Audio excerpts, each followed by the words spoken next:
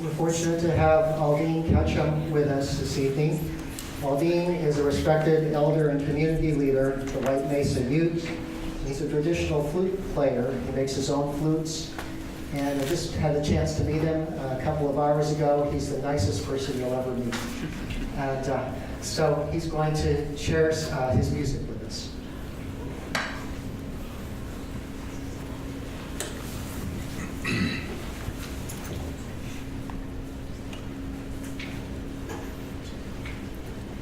This is one of my favorite flutes that I made in regarding of a little friend that I met when I was a kid.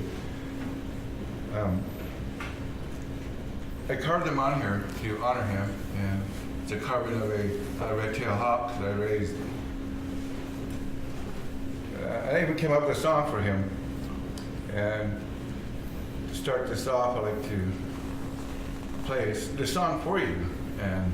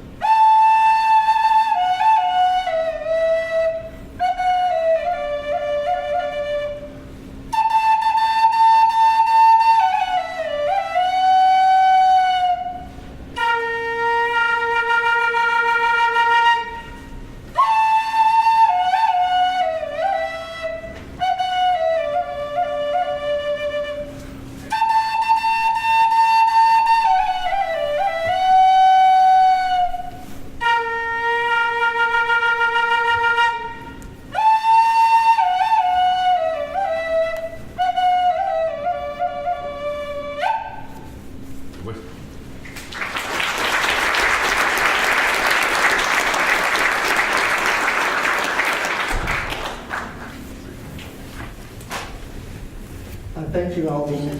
Fabulous. And I'm going to turn the time now to two BYU alumna, Farina King, who is an assistant professor of history at Northeastern State University, and Nijon Meza, who's a graduate of the BYU Law School and a practicing attorney at Utah Dene Bikea. And they'll be introducing. That's not true. Oh, it's not true? Yeah. Okay, well, I will let you correct it. Excuse me. Yes, yat she belagana nishle do kiani bashish chim belagana dashache do sinijini dashanale akot egot sa nishle. Hello, my name is Farina King. I received my PhD from Arizona State University in history, and I focus on U.S. history and Native American and Indigenous studies. I'm honored to be here. I did graduate from Brigham Young University with a double major in history and French studies and a double minor in Native American studies and African studies. So it's great to always come back and to see some of my former professors here who really shaped my first understandings of history and also of Native American studies. Nijon Meza, I am very grateful for her to be a co-moderator with me. She is also a BYU alumna, as Dr. Cannon explained, and she formerly worked for Utah Dene Bikea as a legal consultant, is currently practicing in an internship, but she is always glad to be back at BYU. She received 3 degrees here, so she does know this campus, and her children attend BYU currently. And so she is Navajo and Sioux, her family from Fort Peck, correct?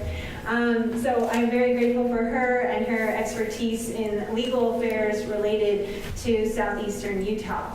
And of course, we cannot start this event without such significant gratitude, thankfulness that can never be repaid in any way to the Red Center, to Dr. Brian Cannon, Assistant Director Brendan Rensick, and Amy Carlin, who have been tremendous support in having this session and having us all come together here. And something very important on this panel is I'll briefly introduce everyone on the panel before turning the time to Najon Meza, who will give you a background, insights into just the significant terms that may be used from the panelists today. And we just want to be sure everyone knows what these terms mean, general definitions of them. And Bears Ears is one term that has different meanings and significance to people, and that's one that we want to be sure you recognize on a map. How do you map a space like that? How do you think about it in different ways?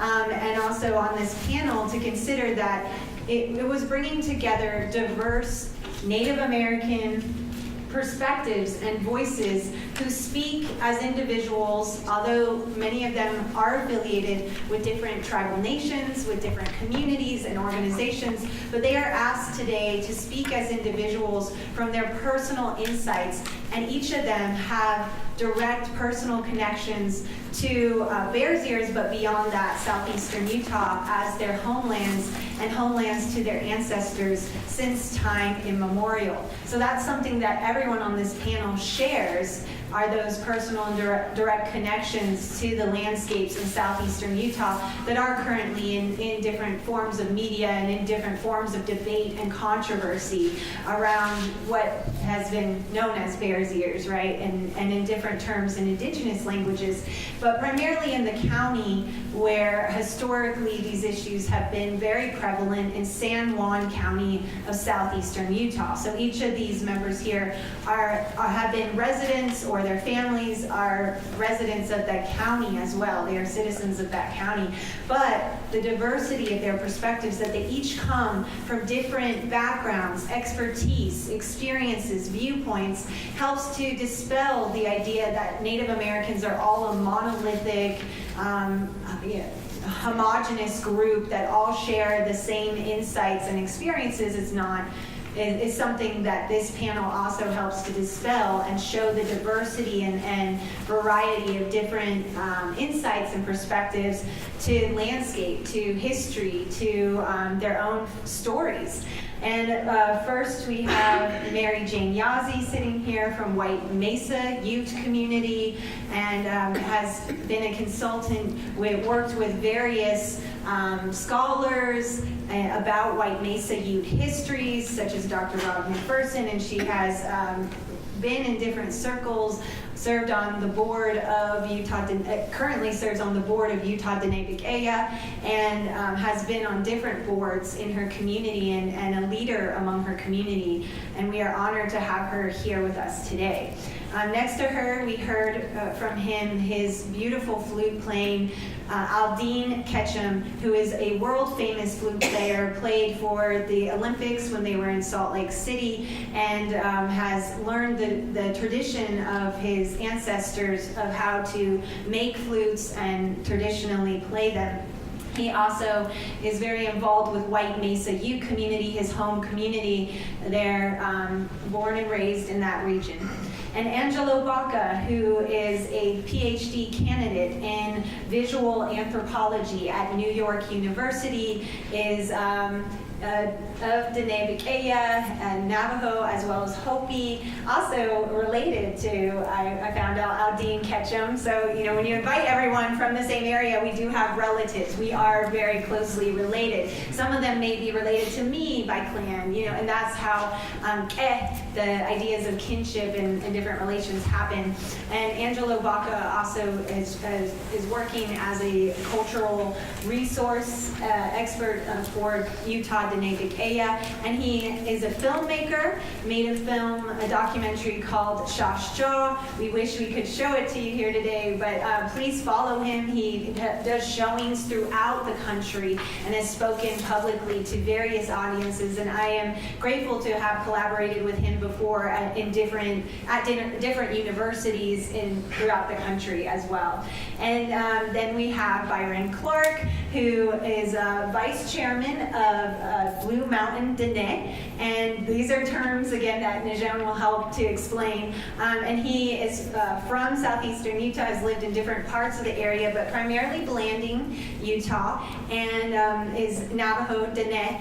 And we are honored to have him. He has a background as well in law.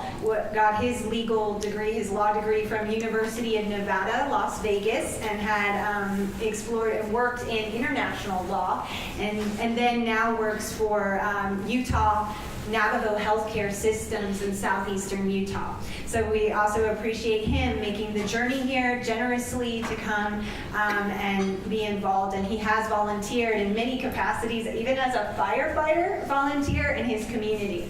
And then Dr. Tommy Rock, who recently received his PhD from Northern Arizona University. He has been cited in different social media and news media for his work in exposing uranium contamination and water contamination on Navajo Nation. He's collaborating on a documentary that I look forward to called Radioactive Nation about uranium contamination on the Navajo Nation, and is now looking to continue his research, works with various entities, tribal nations, communities about bringing to light different issues of environmental sustainability, but especially uranium contamination and different kind of radioactive risks that come to indigenous communities. And last but not least, good friends of mine and my family's from Oljeto, Monument Valley, is Gary Holliday and Marie Holliday, who Gary Holliday has served as Oljeto chapter president. Navajo Nation has different chapters, and those are local forms of government on the Navajo Nation, and he worked there during an important time when local schools were being built, and I have had the honor of interviewing him about that and his wife, and I'm grateful for them to come as they have been following and involved in issues surrounding Bears Ears and understanding different aspects and components to it and to their homelands.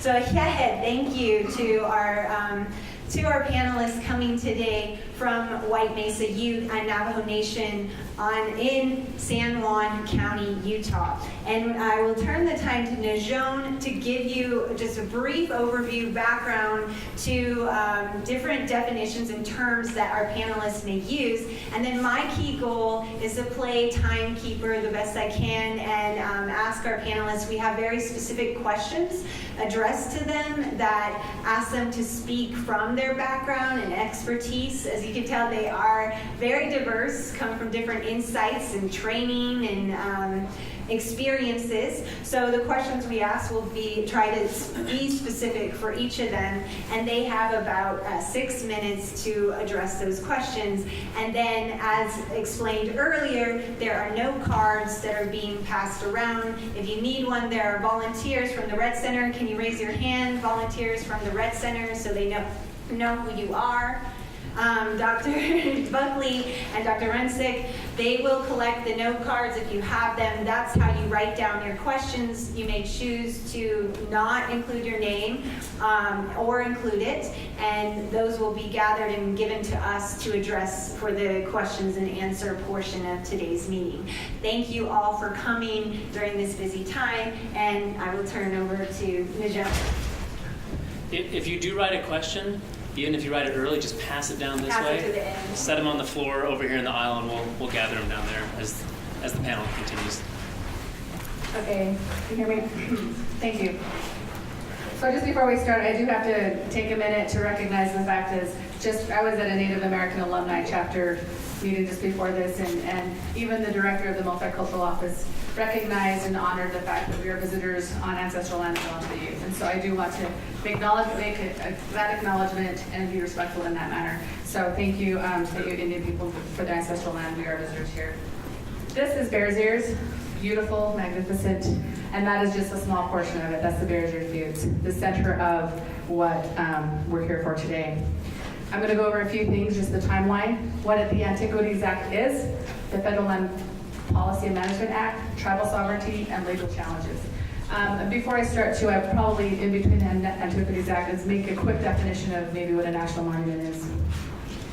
So, and also the photo credits go to Tim Peterson and Josh Ewing from the Bears Ears and a Tribal Coalition website. I do need to make an acknowledgement for that because those are fantastic photos and I am not a photographer.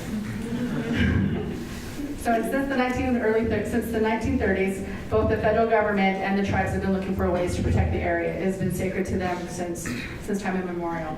But you didn't notice really, but it wasn't until the early 2000, maybe 10, that the most recent formal efforts, people came together to actually say what the interests are in the area and try to come up with a plan to protect it. And they came up with a plan with a national conservation area or alternatively a national monument in order to protect the area. The proposal was about 1.9 million acres.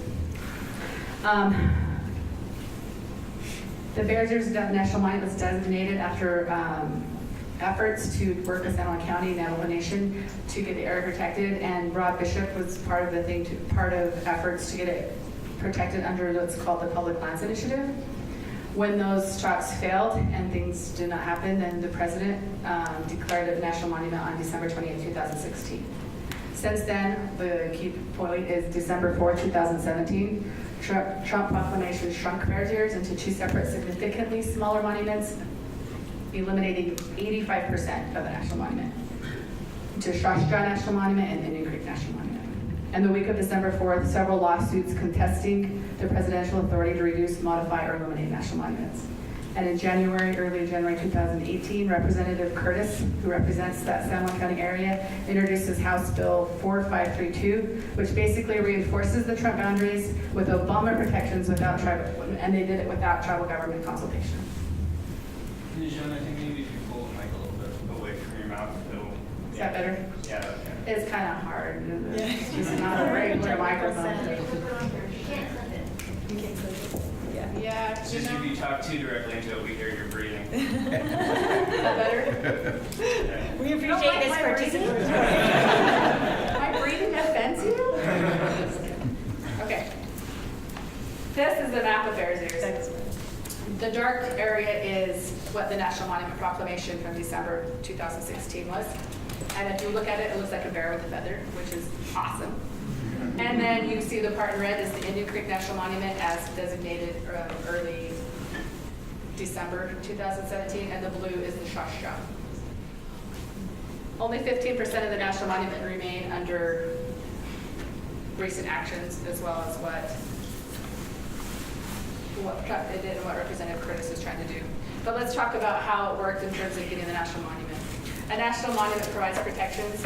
However, a national monument is not the same. What the protections depend on is the proclamation and the agency managing it. And so a national monument managed by the BLM is very different than what protections and what can happen in a national monument managed by the Park Service. All national monuments are not the same, so you cannot compare them. They are apples and oranges. So do not believe that they are ever the same.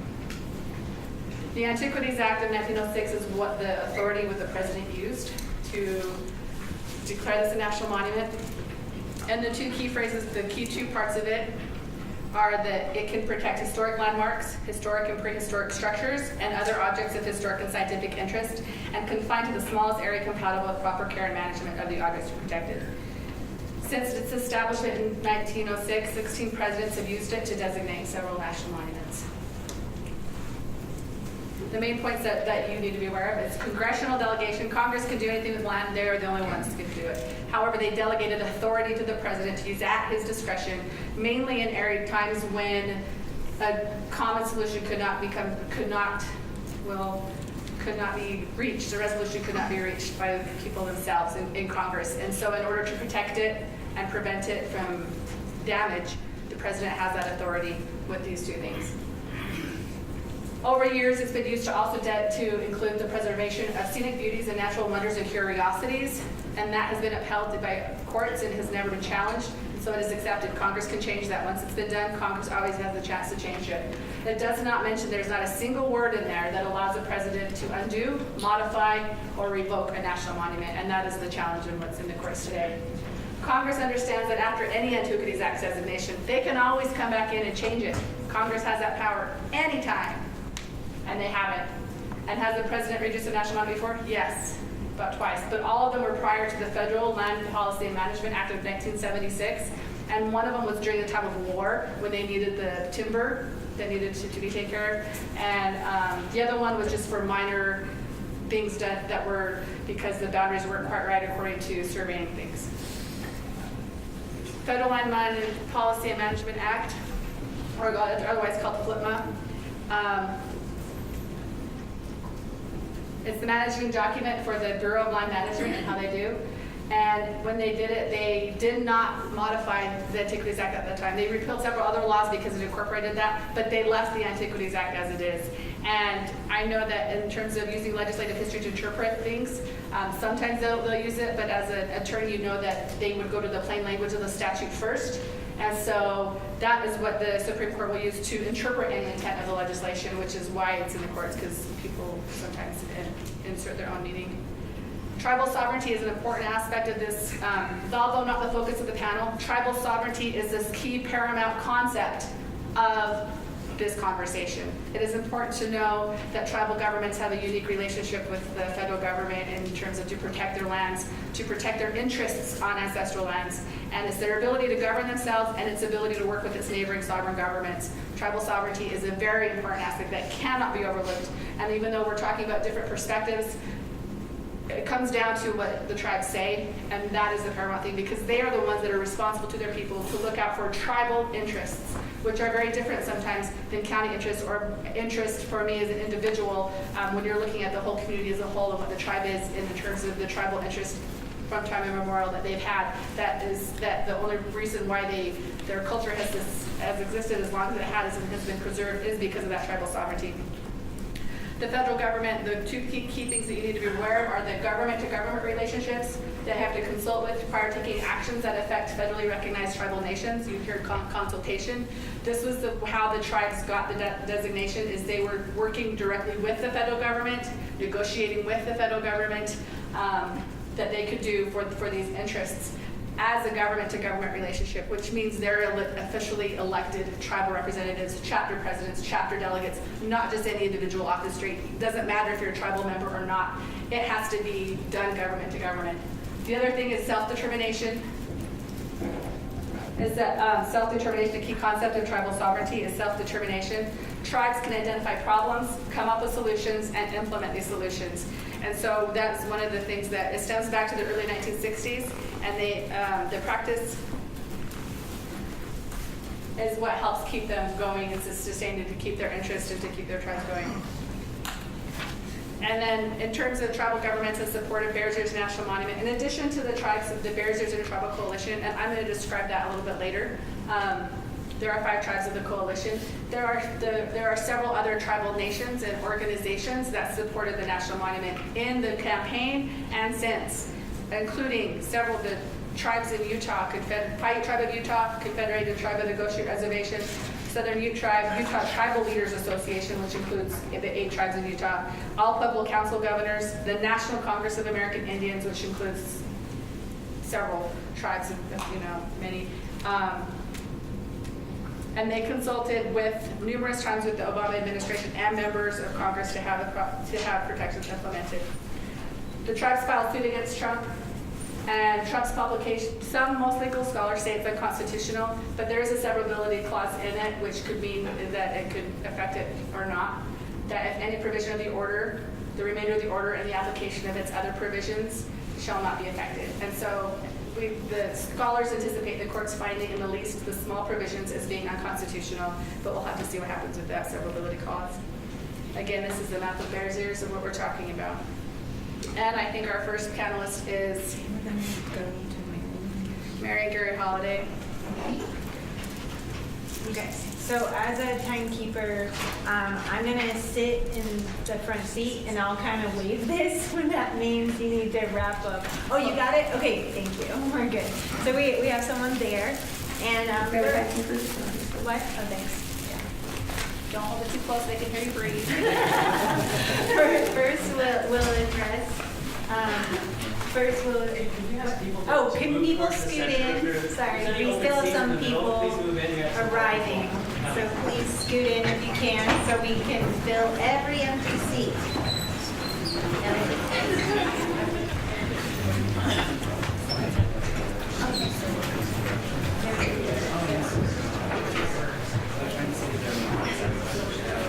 Thank you. Thank you.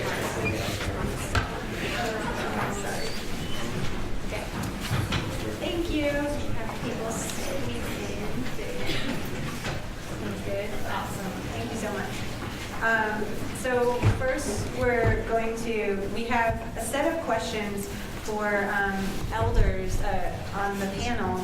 And first, the set of questions we have, they're similar in terms of Navajo, but then one addressing from white Mesa Ute perspective. So the questions we have for Marie and Gary Holiday, they can choose, I guess, like how you want to answer together, have him speak first, and then Marie, how you feel comfortable about that. And then we'll turn and ask the same questions, but addressed to white Mesa Ute, asking Mary Jane Yazzie after them. So first, I'm going to read these 3 questions, and you can answer them in whatever chronology or approach you wish to in the 6 minutes or so. And we'll give you maybe a little extra time because there's 2 of you. So I'll say 10 minutes for both of you, if that's okay. All right, so the questions are, how have Navajo connections and relations with Bears Ears changed over time? What does Bears Ears mean to Navajos today in comparison to in the past? In San Juan County, what is the range of Navajo views of Bears Ears? What accounts for the range of perspectives? Considering fundamental Native American values and beliefs, and this is in regarding Navajo, why should or shouldn't this conversation be limited to only San Juan County, rather than a broader Native American issue conversation? And how do you reconcile the discrepancy if there is one? And I will bring this over to Gary. They have seen the questions before, so yeah, don't worry. Is that good? And then you can pass it to me. Hello, my name is Gary Holiday. I started school here in 1963, right out of high school, after high school. So the campus has changed quite a bit. I got lost. It's good to be here, and we live down the Old Jetto, and always lived there. We move away briefly to go to school or to go to work, and we have families down there. We have 4 children, a lot of grandkids, 20-something, and have great-grandkids. So the first question, I think our families, my wife and I, they used to move across the San Juan River toward Bears Ears and use that land for as long as I remember. The story has been told that we used the land, and my grandfather used to hunt there, and he took his pack mules and stayed for about a month in that area, and bring back a lot of meat, dried meat. Every year he'd do that, and he's gone now for many years, and so that's how we used it. There's a tribe of Paiutes that live in Navajo Mountain, and Navajo still intermarry. It's always that happen. There's intermarriage, and they move around. There was one tribe that was moving out of Navajo Mountain and into Monument Valley area, and they got wiped out by influenza. Only one little boy was left, and my great-grandfather took him in, raised him, and one day his family came and said, "We want our son And so he said, I spent a lot of hours, paid and fed him, trained him, paid me back for that. So they went back and they did that, took him. I don't know which member of the tribe that he was, but the story has been told. But now it's still a lot of intermarriage going on. So we always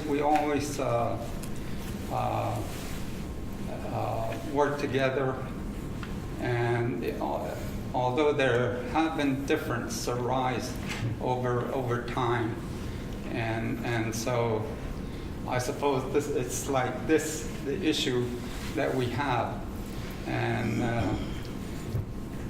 so. That's the part that I wanted to talk about is we still use Bears Ears and surrounding area, and when Obama designated a big chunk of land that we were so brokenhearted that we wanted to go back to the original. Before the National Monument. Many people, many Navajos are saying that. They're afraid to go through the Nebuchadnezzar, and they don't want to speak to them. They don't attend their meetings because they're afraid of them, afraid to express their belief. And the second part, talking about values. I saw this organization develop over time, and the Nebuchadnezzar. What it means that the Nebuchadnezzar is Navajo land. That's what that means. And one of the brothers came up to me and said, "Do you believe that is Navajo land?" And he said again, "Do you believe that's Navajo land, Bears Ears?" I said, "No, it isn't." Because the reason being, when those guys were a council delegate, representative from the community and representative in Window Rock. We are talking about organizations and people. We are talking about this perspective about the Bears Ears. So I'm going to have to ask you to stop talking about a specific organization and specific people who are not here to defend themselves. Okay. Okay, thank you.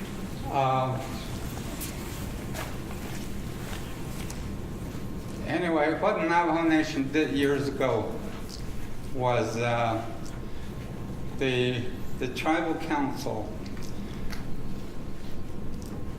presented a resolution, and they say, "Hey, we Navajos are getting our ancestral land back. We're litigating, but we're going to get paid, and we're not going to do it anymore." So they proved that. They gave away our right to litigate our ancestral land. It's gone now. Now we're told that's our land.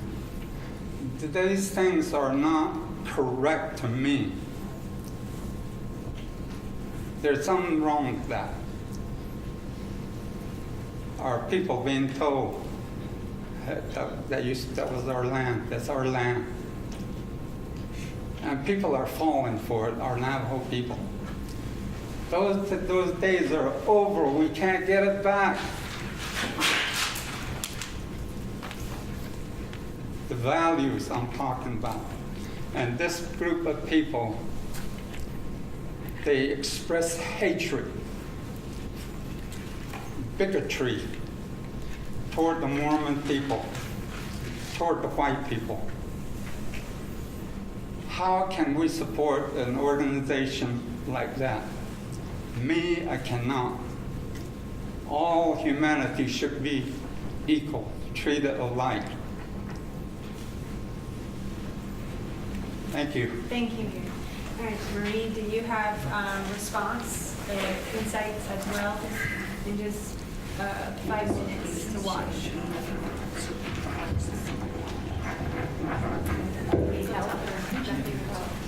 Oh, and just one last thing in terms of the attorney in the room, we are not talking about individuals who are not here to defend themselves or organizations. We are here as individuals expressing our perspectives and values about Bears Ears, not about other people who are not here right now to defend themselves, because we do not have people here to do that. Give me that. This is the one. Okay. I can do this. Okay, we can address. Yeah. At least not in this forum. Or do you want me to take it? Okay, yeah. All right, there you go. So, I do this one. Okay. Just explain.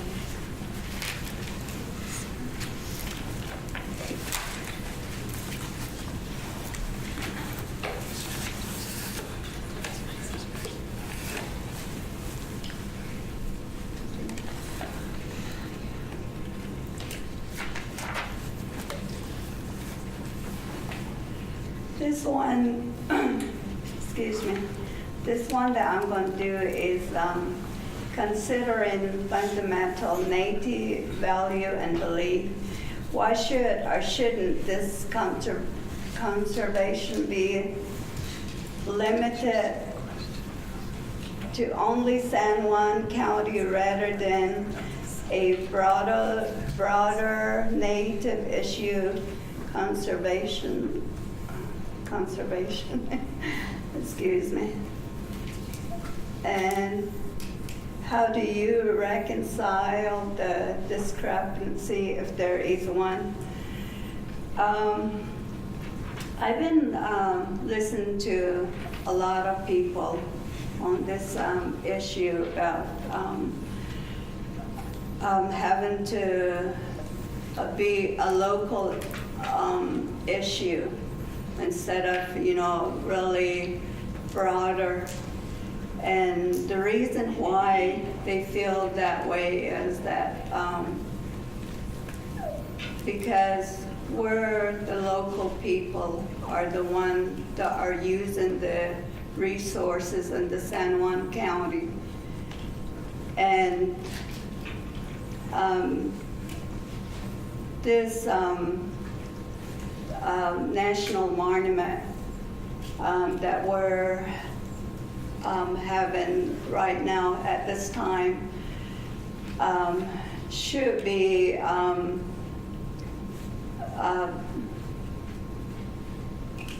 it should pertain to the local people, not some other people, because they feel like it is our home, and that we're the one that is using it. And so this is how I feel too, because it is our home. And my grandmother and my grandpa, they used to, this is what it's like in the early 1940, they used to go across the river and they grazed right there close to Bears Ears. And we used to go visit them, and we used to, they live in the canyon, and you had to park your vehicle up, just on top of the canyon there. And so we would walk down and stay there with my grandparents for days at a time. And I walked the ground. I actually was there with my grandparents. So this is what I have to say. Thank you. Thank you. Okay. Next, we are going to ask Mary Jane Yazzie to address those same kind of questions, but in terms of the White Mesa youth. And you've seen the questions. I can show them to you again if you wish. This is speak about how would you give insights to them. Oh, yeah, thank you.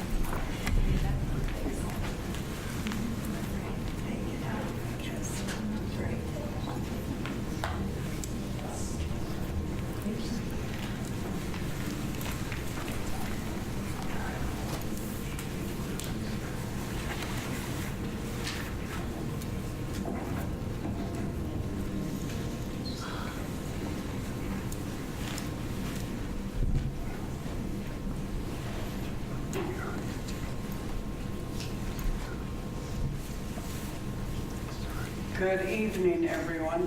Mike, which was on Purunavichkan, although a lot of you are Maragaji.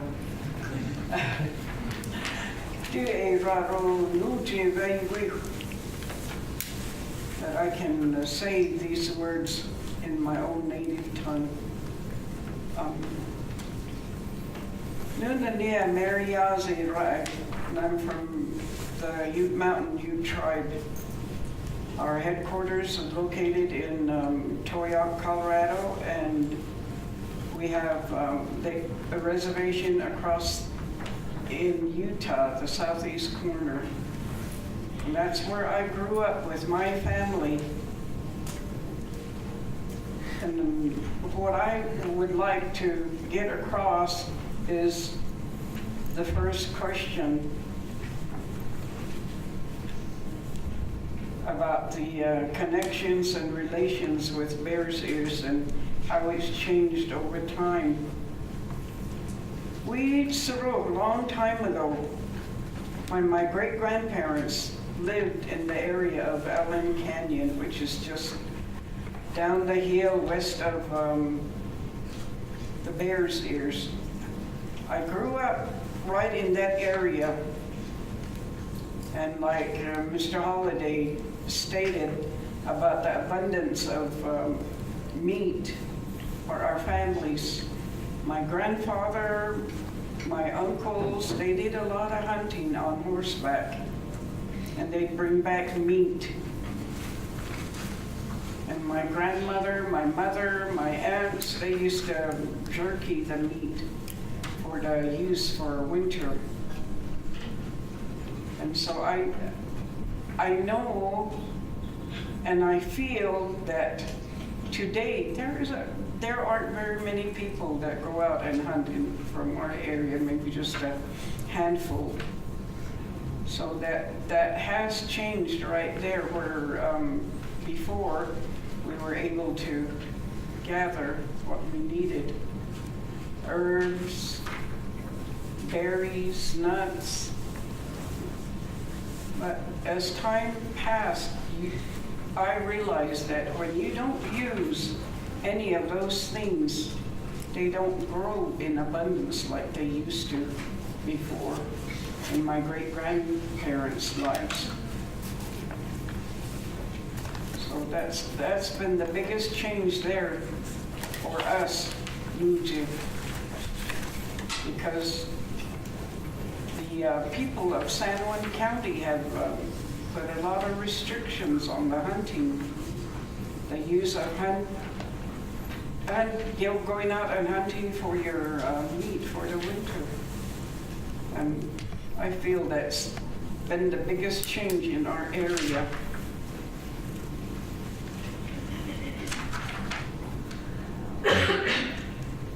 And so, growing up, we've our teachings, our native teaching, traditional and cultural teachings have tied us to the areas, especially to the Bears Ears, where we used to travel to do all these good things for our families, so our families wouldn't starve. And so I feel that's the biggest change there. And it's hard to see all these things happening. And like I said, we've been very close to Mother Nature, and we've been charged with being having a stewardship of the land. So that's why Bears Ears has meant a great deal to us. We need to keep that protected so it can serve us further for our children, our grandchildren. That's all I've got to say.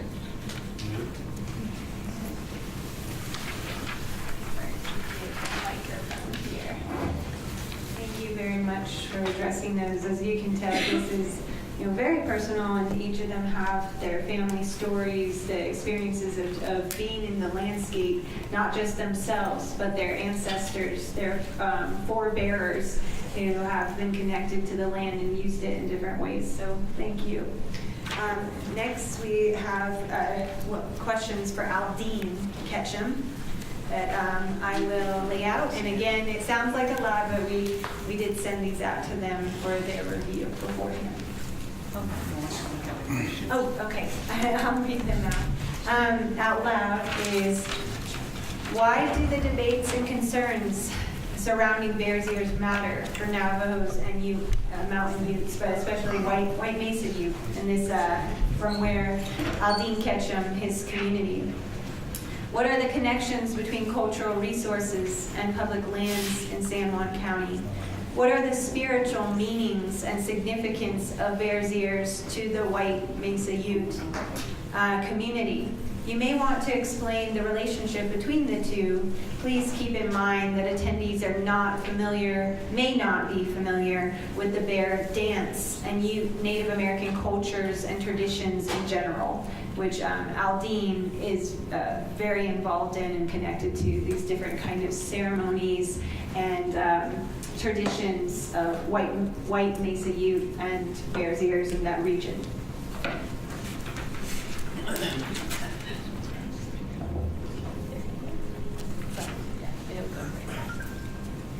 Mike, hello? Yeah. It's been a controversy of the people. Our band that we belong to are part of the Weenooch band of you people that lived in the Four Corners area. People have come and gone through Bears Ears, the different tribes, and my band were kind of stingy with that area for many years, and I would allow anyone in there. It's kind of funny to hear the Navajos say they were up there and we did this and that, but it is true, they came and gone, but only because they were intermarried somehow in that certain family of the Dene people that lived in that area. And we shared this land with them as well. The Iniquities Act that it was talking about, my great-grandfather, our great-grandfather, his name was Jim Mike. He actually discovered Rainbow Bridge down in Lake Powell. And it came as a part of him helping establish the monument. Natural Bridges actually was where he was a part of. History doesn't say who was involved in certain discoveries. And so my great-grandfather was there helping as they were surveying the natural bridges. He stated, I know a bigger rock than this, which is talking about the Rainbow Bridge down by Lake Powell. And later he led an expedition about the same time as the Iniquity Acts came about. And so in a part we are a satellite band of the Tawayakanooch, the Weenooch band that we're around. We had our own agency at one time in Allen Canyon, and then back in the 1930s. We had allotments there, and the land was a part of our lives. I remember growing up as a kid, taking care of our livestock that we had, and life was simple back then. And so the teachings I have taught and I learned from my grandfather, and the stories that like our culture, it's important to know that of all the Ute bands that lived in the surrounding western United States, we were the only ones that resisted the government till we became citizens. And that was because the land itself is vast and many places to hide. And so we managed to keep that a secret.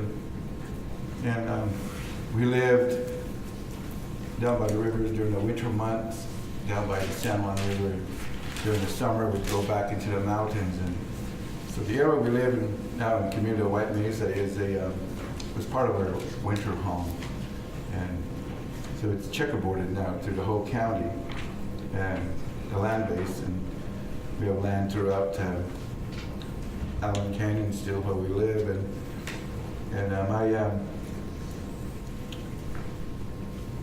look at the surrounding areas, how it's already been desecrated. The land, the actual Bears ears in itself his ears was already cut. So when you're traveling south on Highway 191, you look coming from Monticello, you look to the west, you can see the ridge. You'll notice one side of his ears is gone. That's because of the uranium industry that came and cut his ear, clipped it, and desecrated him already. So the land itself is hurting and crying. And so we as people must find no solution to help this. And so we as Ute people, we connected in that way of the song and dances that tied us to the land and to help preserve our culture, which we still thrive today and do the bear dance. And so I just want to guys let you know that we are still existing there. People overlook this and says, nobody lives there, but we're still there. So thanks again for that.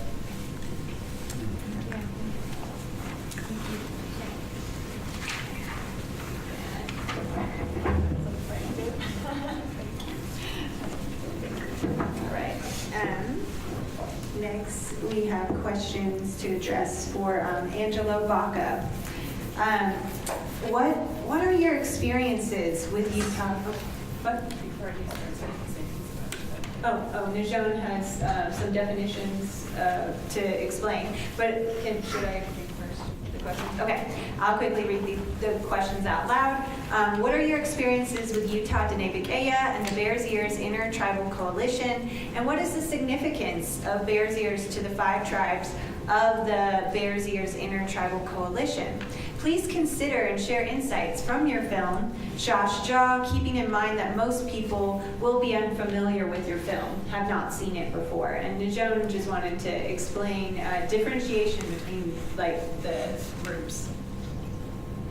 Okay, in terms of definition, it's important to recognize that the Bears Ears Intertribal Coalition is a consortium of sovereign tribal nations or governments united in their efforts to conserve the Bears Ears cultural landscape. There are 5 member tribes that came together: the Navajo Nation, the Hopi tribe, the Ute Indian tribe, the Ute Mountain Ute tribe, and the Pueblo Zuni.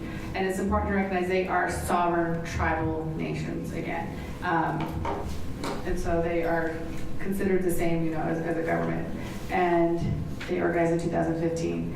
Utah Diné-Bikéyah is a nonprofit organization. Angelo is not here representing Utah Diné-Bikéyah. Where he works, he's representing his own individual views. And so you need to make sure that differentiation is there. The only reason we bring that up is because a lot of people out there know who they are, and they are not a tribe or tribal government representative. Yes, I've been talking too much today. They're not a tribe or tribal governmental organization. And so in terms of his insights, it's not as important of who he works with in terms of just of what his views are in seeing things happen in terms of Bears Ears.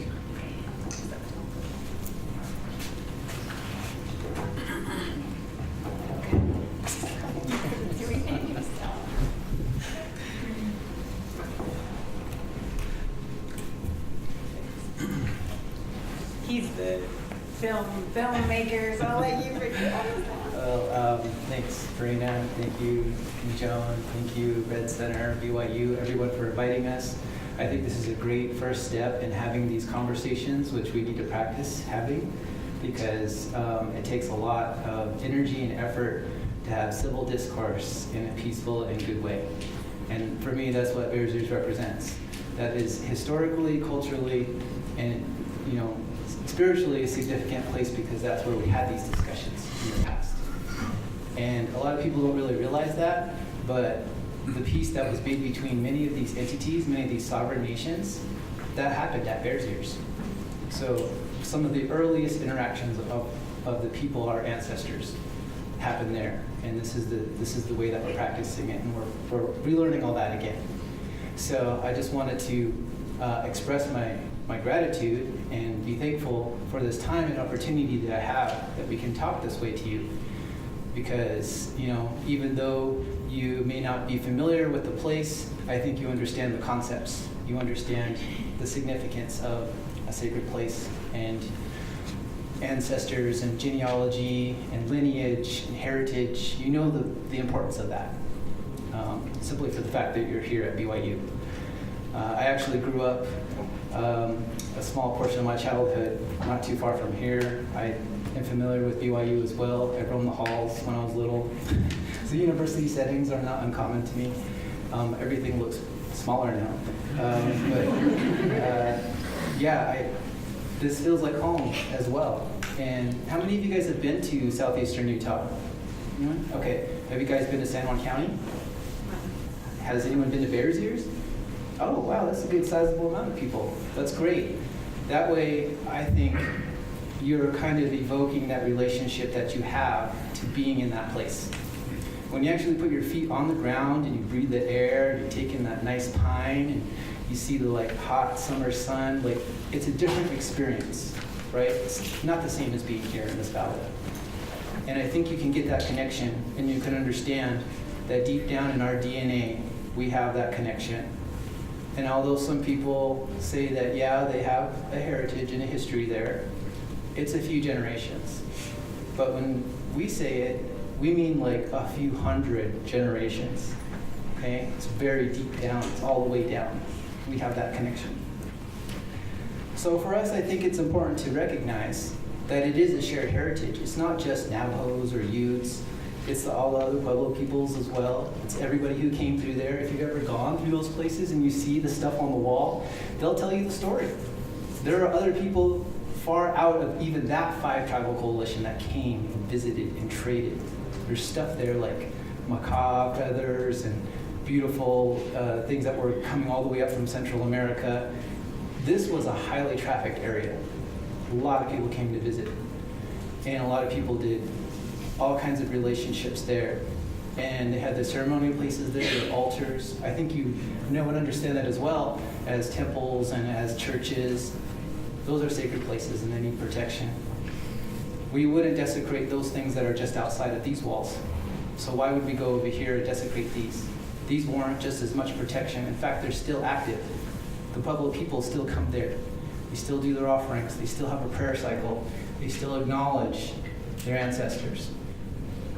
So even on a spiritual level, I'm admonishing to you to understand that we're all trying to protect this place. And it's beyond us as people. We're not just talking about these things as people. What about our other relatives, the plants, the animals, our ancestors who are buried there, the spirits who live there still? We can't be ethnocentric in that way. We can't be anthropocentric in that way. We have to acknowledge and respect all of our relations that need protection. So for me, I'm always trying to do my best to inform people, to educate them, to dispel any misinformation or myths that don't really warrant any exploitation. Because I really feel like there's a lot of things flying around out there, but we lack this. We lack sitting at a table or coming together and having this good conversation, this good discourse. So for me, I'm really interested in how we can move forward from here, because we're really trying our best to communicate how important this place is for us.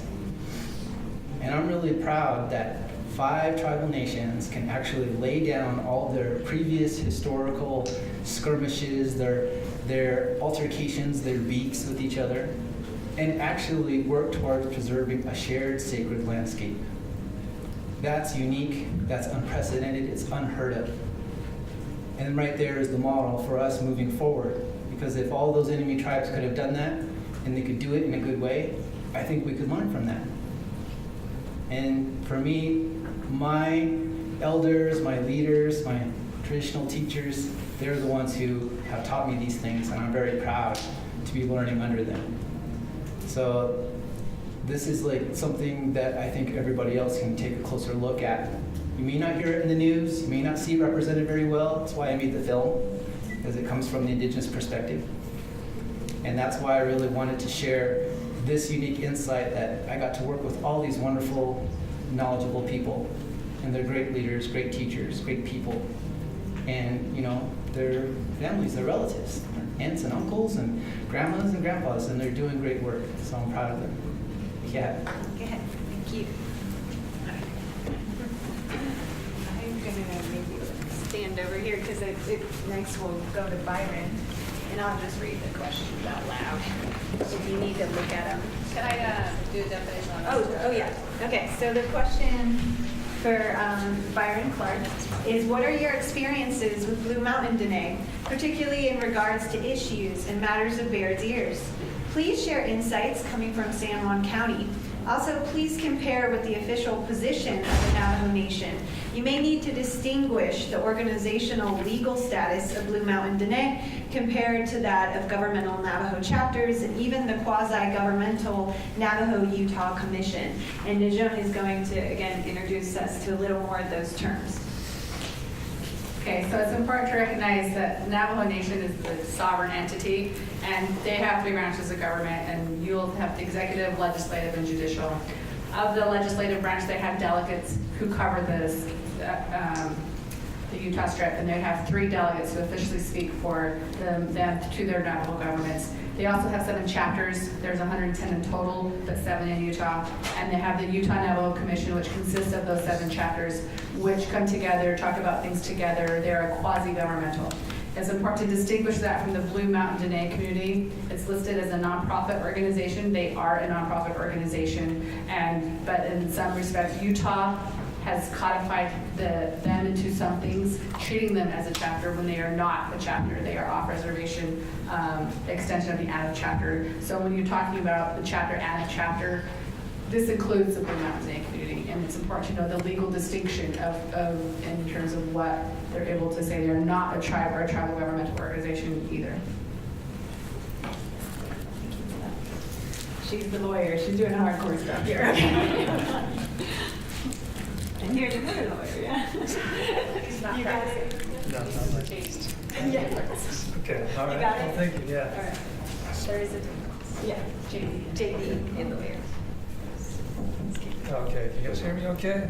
I don't know where the voice. Yes. So maybe, I'll just hold it. I'm glad to be here. Thank you for inviting me and setting this up.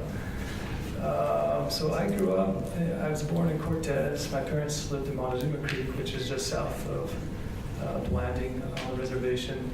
There was no health center in Montezuma Creek. It was a tiny little community, 200 people. So I was born in Colorado, and they brought me back over. So I've lived there in the landing, which is right by the Bears Ears for the last 37 now, my whole life. And thank you for the question. It asked about how I view my personal relationship with Bears Ears. I hear and read a lot of tribal sovereignty back and forth and politics. I'm not into politics, and I volunteer for a small community group. But personally, I've been going to Bears Ears my whole life. We used to go on cookouts there. I've hunted, I bow hunt, traditional bow on Bears Ears. And part of my concern is the impact to the land, the dirt. It's really important, just as everybody here believes. And I know they're all very sincere. but we can maybe have different viewpoints on what's best for the impact that it could have. So when I was growing up, we used to go, me and my friend in high school, we had this weird hobby of photography, and we go out and photograph wildlife. We wanted to photograph a bear. So we built a little tree stand, ironically, next to bear's ears, because that's where we camped out all the time. And all summer we'd go there, and about 4 in the morning, 4:30, get there in the dark, and wait on this tree stand for a bear to come by on this little food thing we set up. But we never saw one. We'd always see them when we were driving away, but not one in the tree stand. So I've gone out there so many times, and I used to not see anybody. We go every day in the summer, every day, to the point where our parents would say, "You're obsessed with that mountain. Why don't you do something? It takes less gas in the cars." So, but I love that place, the whole thing, Abajo, Elk Ridge, Cedar, all that. So the land's very delicate. I went to, on the magazines, you'll see pictures a lot of times of Citadel Ruin, and it's called Citadel because it's a little corridor that opens up to a ruin, and it's sheer cliffs on each side. But that's a really popular photographic spot. I used to go there and take people, and usually you'd see nobody, and the path to it is kind of hard to follow because it would be washed out, and there'd be no tracks on it, even though there was no rain for months. We went out there not too long ago, and there's a little access road about half a mile. And this was in a cold time of the year, and just last year. And there were probably 15 camps everywhere. Raise your hand if 10 years ago you wanted to go to Bears Ears.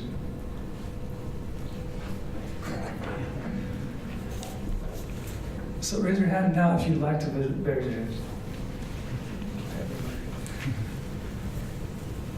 So when we came up here to get into Arches National Park, there were at least 100 cars ready to get in.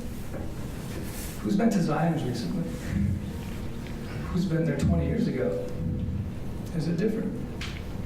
So my concerns aren't really, sovereignty issues. Those are important. Believe me, I'm all about sovereignty because healthcare, huge, 93,638 that was amazing. But on this particular issue of the land, my only real concern is which way did we go? Is it the oil industry, which I've never seen a pump jack in all my years out there? Or is it the 3,500 people a day that that do currently visit Mesa Verde? And these are delicate ruins. These are migration paths. The elk, when they come off of Elk Ridge, they go down to Slickhorn. If there's too much pressure, they'll go down to snow or government area. I know all the places they go, and when I think of thousands of cars coming through, and it's marketed, and there's a budget, and it's pretty soon it's a business, and there's a board managing it, I get kind of nervous about that. I get who's making the decisions. Somebody in Washington, somebody a state away who doesn't know where the wood cutting is from Douglas Mesa. They all cut cedar, but what about in Blanding? They cut pinyon. Do they know these intimate things? So it's way more hands-on for me, and I do want to protect it. I never want to see a pump jack on Elk Ridge. Very clear on that. I never want to see a strip mine on Cedar Mesa. But at the same time, I'm nervous about the direction it goes because every day when I travel to work to Montezuma Creek, going along and there's 5 Washington state license plate cars zooming by you. And then on the way home, there's 5 more from California and Colorado. They just zoom by you on their way to Bears Ears. I want to tell them, slow down, it ain't going anywhere. But we've seen a huge influx. And if you're interested, maybe get the numbers from Kangol Ranger Station and see what the impact has been. And maybe this is a solution to a problem that's been recently created more than a solution for everything. Anyway, that's my only thought. Thanks.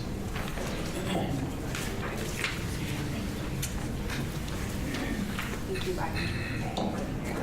Okay, last but not least, Dr. Tommy Rock. We have some questions for him. And I'll lay those out. I'll probably be up in a second to get Dan on the microphone. And remember, if you have questions, you can write them on the note cards and put them at the end of the aisle to be picked up by our volunteers. Pass them down this way. Yeah, that way to Dr. Mansick. Our question for Tommy Rock, Dr. Rock, is to what extent and in what ways do the debates over Bears Ears involve resources such as uranium? What is the presence and worth of uranium in the area? What is the history and impacts of uranium mining in the region, San Juan County, and how does it relate, if it does, to Bears Ears? I think also, if he's interested in addressing not just uranium, he is an expert as well in other forms of contamination, not only uranium. So we'll turn the time to Dr. Rock.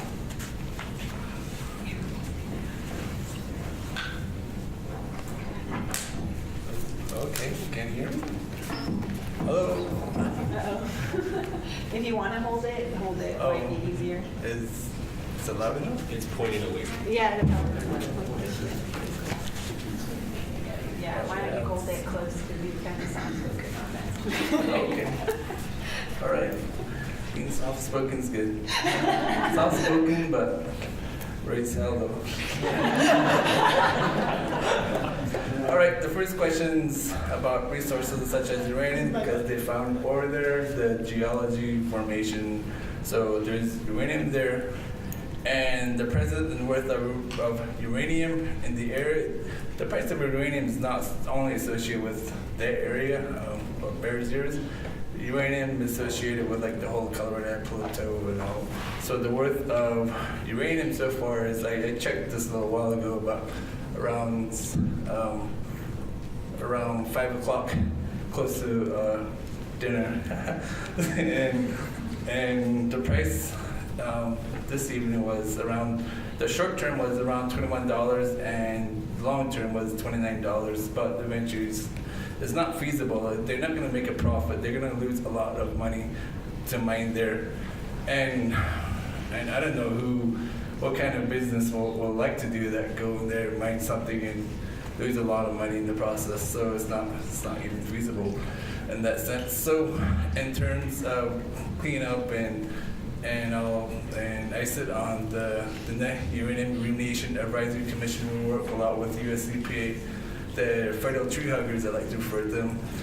And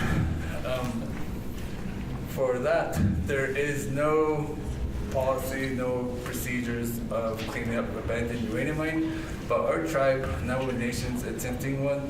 We have 523 abandoned uranium mine on Navajo Nation. There's 3 of them that has been remediated, and in those remediation, their life, I believe it was like 30 years, I believe it was. I need to go check on that again, but in those remediation, they're capped, but it's not like a permanent solution at the moment. And this has been going on since 2007, and we're still going, and there's still 500 abandoned mines to go, and the price of cleaning up all those abandoned mines is an issue, and it's going to come out of a lot of our tax dollars to clean up a lot of the businesses' mess. So in terms of, this is happening on the Navajo Nation, but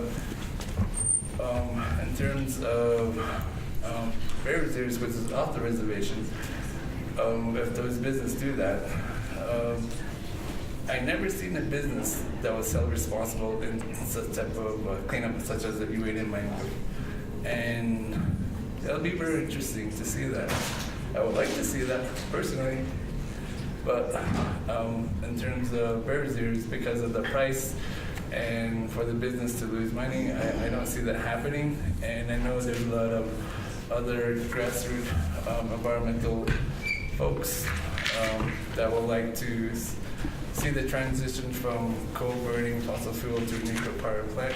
And when I was actually in New York, upstate New York, and I did meet with a bunch of union workers that were, actually they were nuclear power plants workers, and we had a hearing about that. And everything that I heard from there, I hear over in Arizona in terms of uranium mining on the South Rim, and I do help a lot with that issue as well. And that is, they only talk about their narrative that's associated with the nuclear power plant. And they say, it's like, this is an answer, but they never ever talk about the whole nuclear fuel cycle, meaning from where it comes from, where it ends up.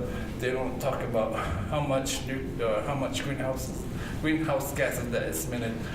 So I would like to see or hear if they would like to debate. I would like to talk to them about the whole nuclear fuel cycle rather than just the end of their narrative. But I understand the issue of creating jobs, but I think this is a great opportunity to make that transition to renewable energy, because you have a lot of sun down south and some wind. So that's an option. I think that's a very feasible option in creating income, creating new jobs. I'm not saying to have the people that are associated with nuclear to stop doing that, but to make that transition, make that an option, make that a trade, so that transition can happen. And is that it? Have a minute to wrap up. And thank you for having me here.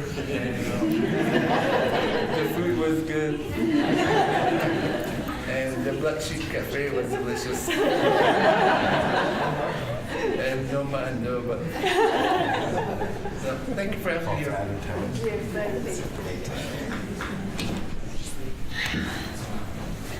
Thank you. I know it is a difficult conversation to have, and just to explain, I know some people came in late, but the reason why I ever got involved in this is because my family is Navajo on my father's side. I am born for the Kia'ani and the Sinajini people of the Time House clan. And that's why I'm dressed in my field today, is in honor of my ancestors who are buried in the Nebikeya, Navajo homelands. And that's home and roots to me. And I lost my grandparents to cancer, both of them. And I didn't learn until I was an adult that there was a Church Rock uranium spill, one of the worst in the United States, in 1979, right in the region of my ancestors, of my family. And many of my family, very dear to me, have died due to cancer and due to diabetes, which is also interrelated. Because if you cannot live off of the land, if you cannot farm and have access to water, you're drinking Coke every day, like my cousins, like my relatives. You're eating fry bread every day that was introduced after removal, the forced removal of the Long Walk, and many indigenous peoples have faced removal. And to be able to live on the land rather than being pushed off or forced off, relocated without being moved there, that's what's moved me to have these conversations, to learn, because I lost a very important connection in my ancestry, not knowing my grandmother, not able to talk to her, learning as much as I can from Jeje'e, my father, who lives now in Monument Valley and serves the people there as a physician. And that's why I'm involved in that. And I know different people question me. They look at me, who's this white girl up there talking? Quite literally, I've had people say that to me. And maybe some thinking it here tonight. But that's what this means to me, is it's my family, Shike'e, and why I'm here and grateful to be here with relatives, those who were able to come and talk about something that's so dear and difficult for us. Yes, I didn't know about Bears Ears as a child, but much has sought to rupture our connections to homelands. Even now, do we know the names of our mountains, of the rivers, of the landscape around us? Are we aware of that, of the lakes here, this beautiful country? And that's at the heart of these conversations too. So we have only a few questions that we can address because we are over time. I noticed some people had to run off already, and I appreciate if you can stay. We will start with 3 questions, and provide a minute for each panelist to address if they wish, or they can pass on the question. Najam, you read the questions, please, and then I will hand the microphone. Yes, and so we just decided to consolidate or omit repeating the questions. And so first question is how will the preservation of Bears Ears benefit the quality of life for natives that live there, as well as the surrounding non-native community, and any downsides? And we'll start on this end, since it's been a while since we've heard from this end. So if you want to, just go ahead and answer. If not, and the time's right there. If not, just pass it. Okay, well, can you read? How, is this one? Yes. Okay. How will the preservation, and this is from Gabriel, so thank you, Gabriel. How will the preservation of Bears Ears benefit the quality of life for natives that live there, as well as the surrounding non-native community? Any downsides? Biggest non-sentimental benefit, biggest downside? Those are the questions. And it's just, you can just take it and answer. We're going to start on this side and go this way, and then we'll start on that side and go this way. And then it just said preservation. We didn't say as a national monument. Not It as said preservation. So you know. They might censor me again. I believe downsizing the monument. Majority of our people in Mountain Valley or Jetco wanted the original way. They don't want any changes. It's a handful of people that are promoting it, and I think that's the way they're going to help. I believe almost 100% of our people still use firewood to heat their home. And Cedar Mesa, that's where they get their wood from. And that's how we're fighting about that. We're saying leave it alone. Leave it as it was. And some people say expand it. Thank you. The question, please. How will the preservation of Bears Ears benefit or not, because there was a question of are there downsides, the quality of life for natives that live there, as well as the surrounding non-native community? I think by preserving it, you preserve it by the air quality is good, the water is good, and the environment's not contaminated, and there's a lot to do, and I'm trying to get my name off the Fetman Club, so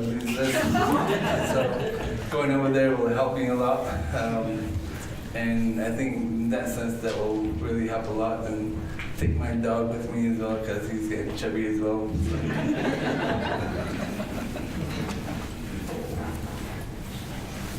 I think preserving it will,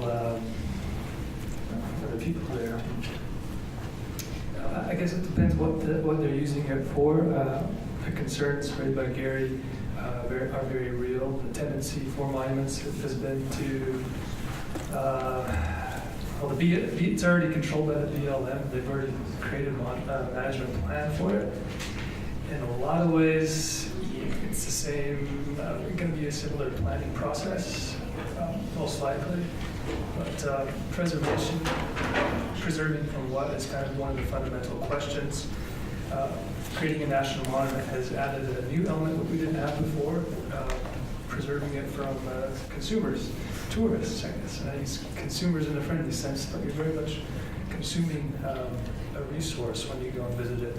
If you've been to these national parks, national monuments, how much can they take?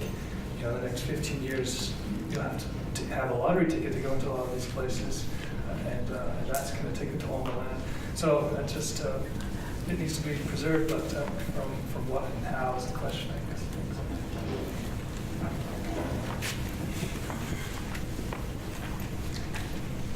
I think that's a really good question, and a lot of people believe in protecting Bears Ears, but again, don't always agree on how. But For me, it's kind of an easy question because if you have natural resource extraction totally destroying the land and never restoring it back to the way it was, and you want Tommy's assertion of like hundreds of unremediated mines all across the Colorado Plateau, that just, it doesn't make sense. For me, there's no math there. Don't destroy the land. People can come through and can change their behaviors, they can change their approach and respect the land and develop a relationship with both the people who live there, the native folks, and also with the landscape itself. But in the long term, I don't want it also looking up like, you know, like Aneth or having all the pump jacks all over it or Montezuma Creek. I've seen that destruction. We've encountered that. We know what that's like. And so for me, it's pretty simple. I have my faith in you as people to change the way that we take care of landscapes.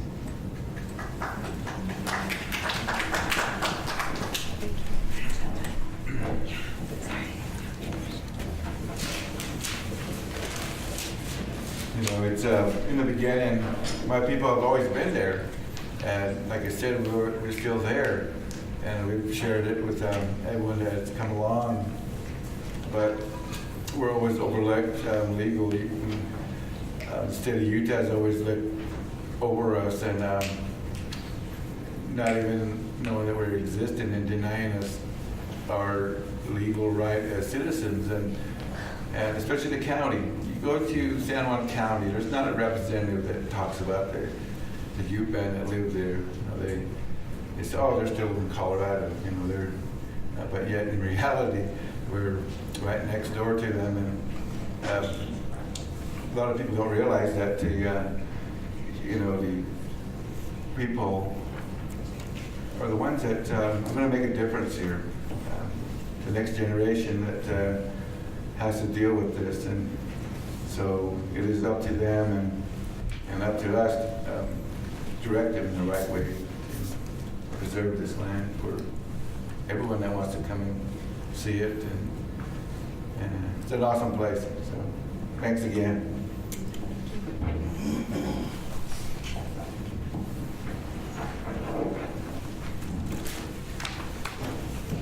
It's so hard to put into words how you feel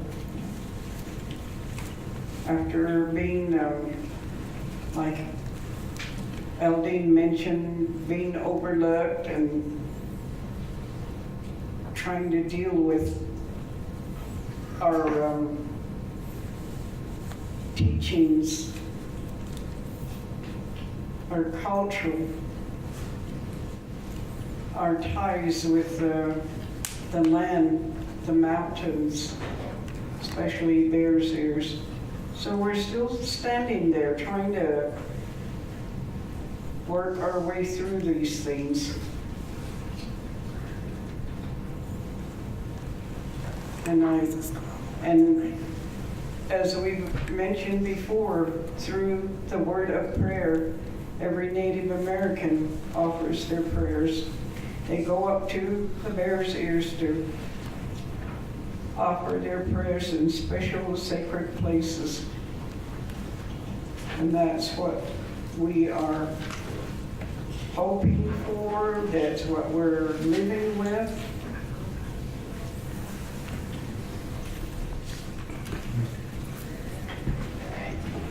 Thank you. Next question? Yeah, last question.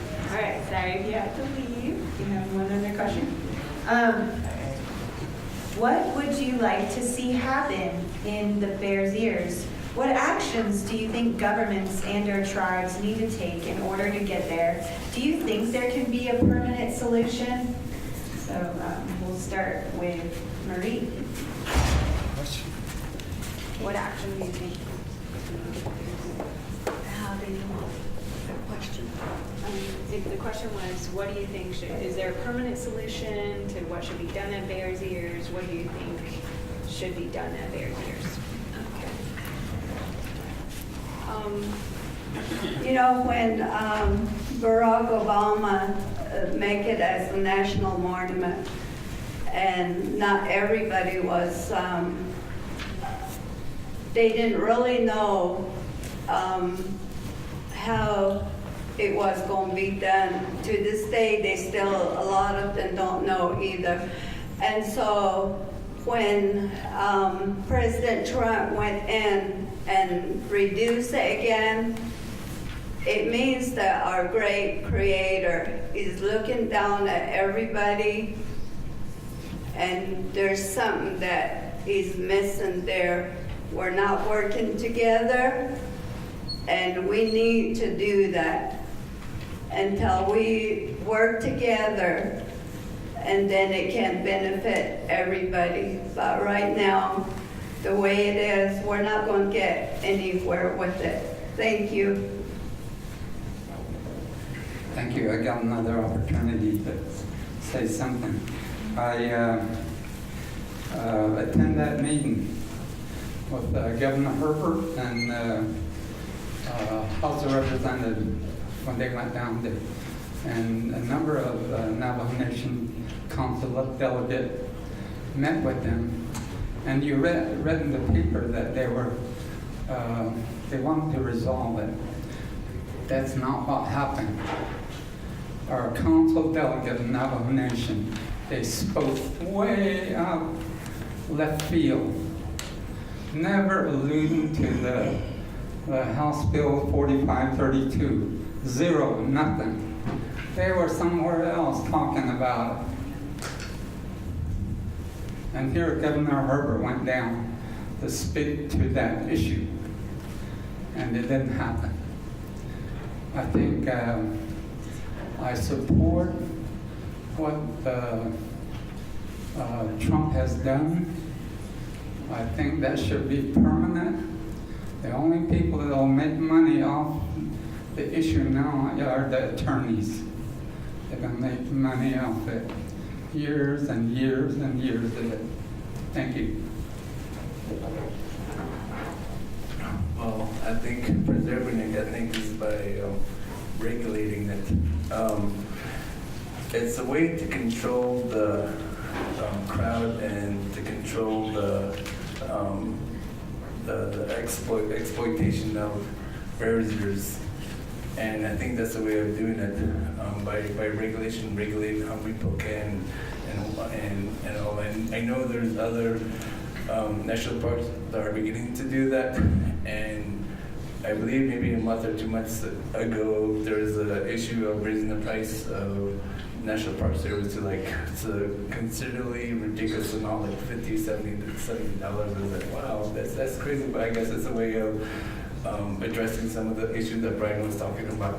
But I think regulations like a good way to go about how many people can go or where people can go and all, and I think that's a good way of addressing it. Okay. As Joe pointed out, there's a few ways to create national monuments.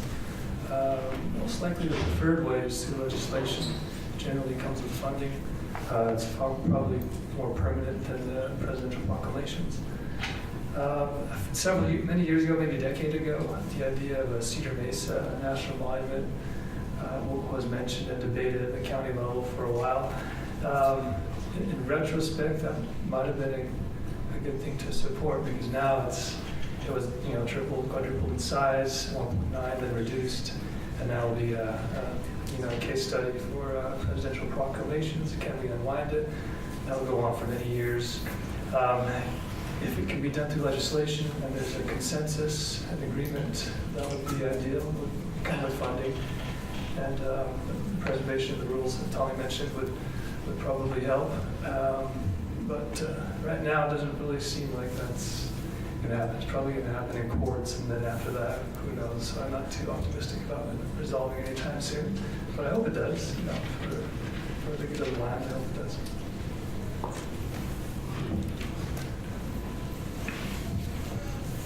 So I think everybody wants a good solution that includes everybody. But true collaboration takes time. It takes careful consideration, teamwork. It takes sensitivity, listening, respect. These things cannot be rushed. And I think that's one of the key points that people, they forget that. They want to get to a solution or get a lawsuit and just have it done. But that's really not what we're looking at here. What we're talking about is really the tip of the iceberg. Bears Ears doesn't just represent like a public lands issue.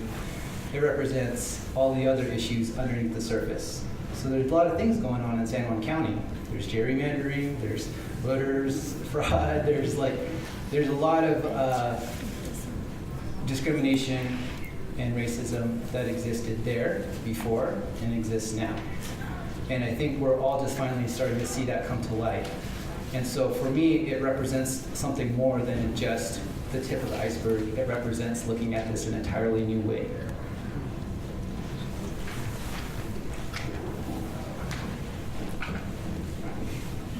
Again, as we sit and talk about these different problems of solving these problems, and I always think we need to change the Constitution first. Make everything right, because we as Native people will always be looked upon as people in the way of progress. History repeats itself, and I think the only way that we can really get help is going to the Geneva Convention and telling them, hey, help us out over here, because our government's kind of not wanting to work with us. So it's all these different issues that come into play, like Angelo and the panel were saying, the illegal, the political issue, the environmental. And all this is, what it boils down to, is an attack on our environment. It's under attack, and we as people are blinded by the almighty dollar. And so I think we have to take a step back and realize what the next right path is.